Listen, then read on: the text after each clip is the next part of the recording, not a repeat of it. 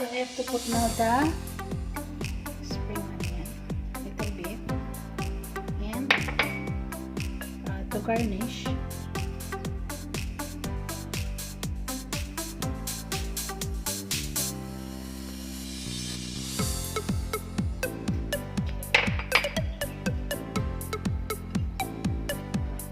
So this is my chicken wings with potatoes, carrots, and oyster sauce.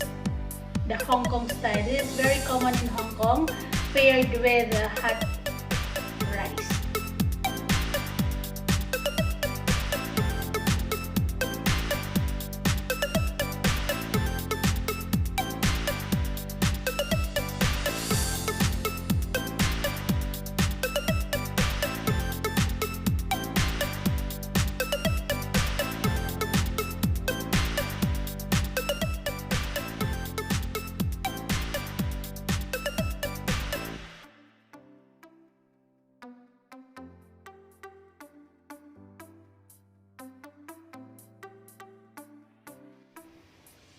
Okay, to marinate the 10 pieces of chicken wings, I have here the small amount of salt, the small amount of white pepper, and of course the small amount of sugar.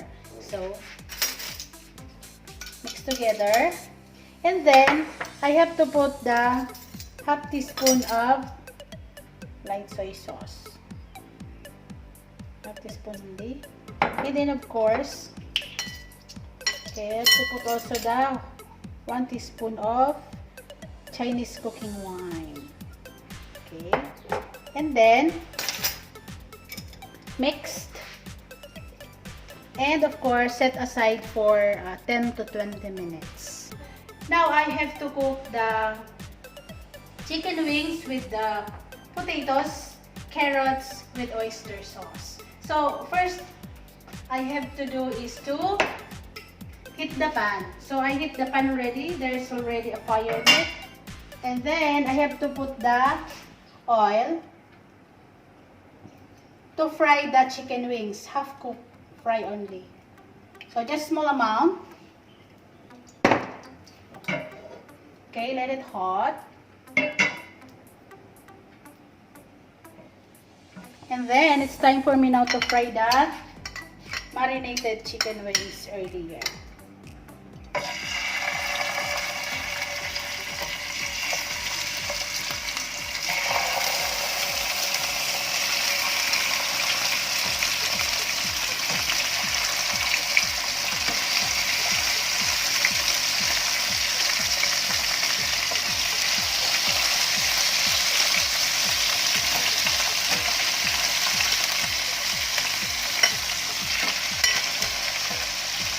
The chicken wings now is slightly brown, so I have to take it out.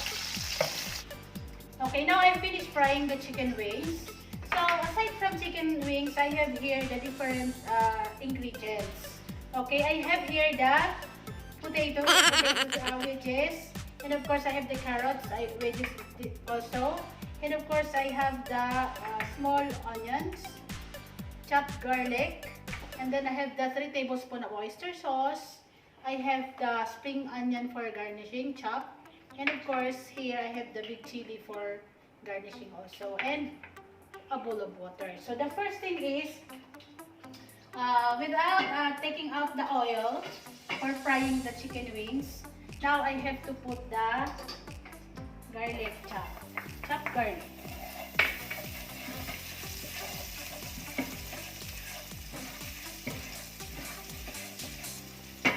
Then I have to put the chopped small onions.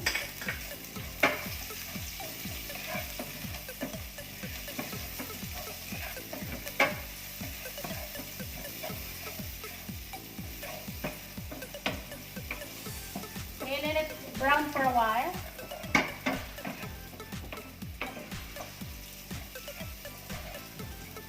Okay, now it's already like slightly brown. So now I have to put the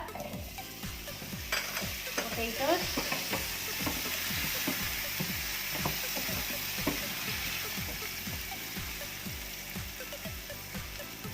carrots,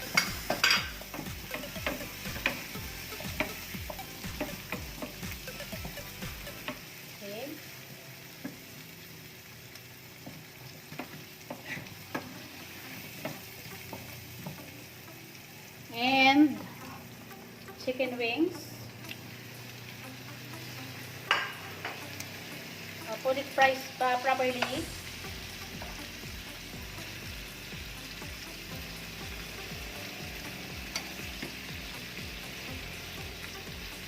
And of course, I have to put the 3 tablespoons of oyster sauce.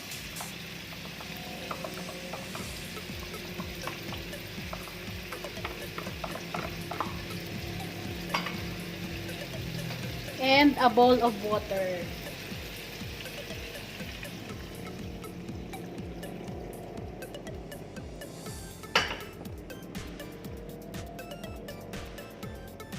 And then I have to cover, put in a big fire.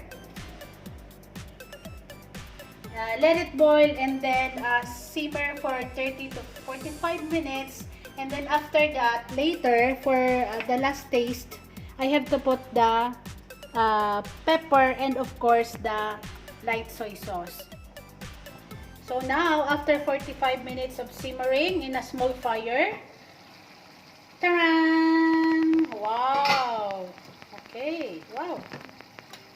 Looks so good. Let's taste it. I think I have to put a small amount of black pepper and little bit soy sauce.